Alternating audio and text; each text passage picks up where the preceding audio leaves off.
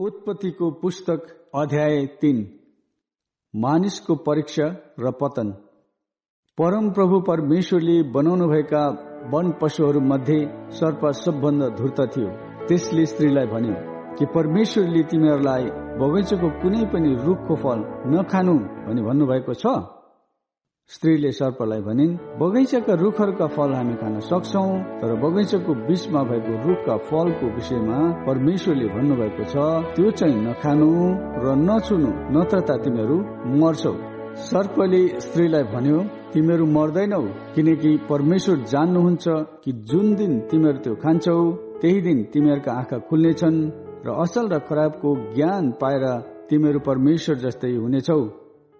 जब स्त्रीले त्यस रुखको फल खानलाई असल र हेर्नमा रहर लाग्दो र बुद्धि पाउनलाई त्यस रुखको चाह गर्नुपर्ने रहेछ भनी देखिन्, तब तिनले त्यस रुखको र उनले पनि खाए।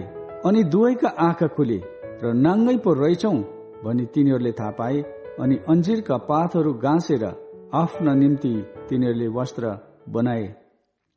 अनि साँझ पख परमप्रभु परमेश्वर बगैँचामा डुल्दै हुनुहुँदा तिनीहरूले उहाँको स्वर सुने र मानिस र उनकी पत्नी बगैँचाका रुखहरूका बीचमा परमप्रभु परमेश्वरको नजरबाट लुके। तर परमप्रभु परमेश्वरले मानिसलाई बोलाउनु भयो, त कहाँ छस्? उनले भने, मैले तपाईँको स्वर बगैँचामा सुने र म डराएँ, किनभने म नाङ्गै थिएँ र म लुकेँ। उहाँले सोध्नुभयो, त नाङ्गै छस् भनेर कसले भन्यो? जुन रुखको फल नखानु भनी मैले तँलाई आज्ञा दिएको थिएँ कि तैँले त्यो खाइस्? मानिसले भने, जुन स्त्री तपाईँले मलाई मसँगै रहन भनी दिनुभएको थियो त्यसैले मलाई त्यो रुखको फल दिई र मैले खाएँ।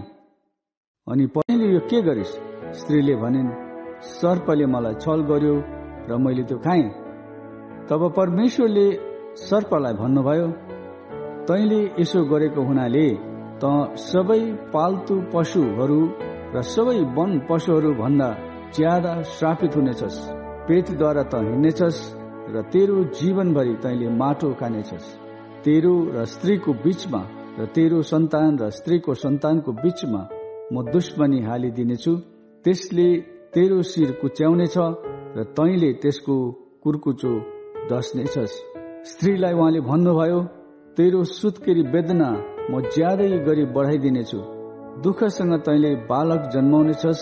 तेरो इच्छा पतितर्फ नै हुनेछ र त्यसले तँलाई अधीनमा राख्नेछ। त्यसपछि आदमलाई उहाँले भन्नुभयो, तैँले तेरी पत्नीको कुरा सुनेर मैले नखानु भनेको रुखको फल खाएको हुनाले जीवनभरि दुःखसँग त्यसको उब्जनी तैँले खानेछस्। त्यसले तेरो निम्ति काँढा र सिउँडीहरू उमार्नेछ र तैँले खेतको सागपात खानेछस्। माटोमा नफर्कुन्जेल तेरो निधारको पसिनाले कमाएको भोजन तैँले खानेछस्, किनकि माटैबाट त निकालिएको थिइस्, त माटै होस् र माटैमा फर्किजानेछस्।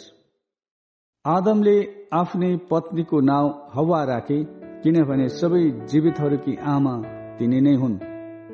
परमप्रभु परमेश्वरले आदम र तिनकी पत्नीका निम्ति छालाका लुगा बनाई तिनीहरूलाई लगाइदिनु भयो।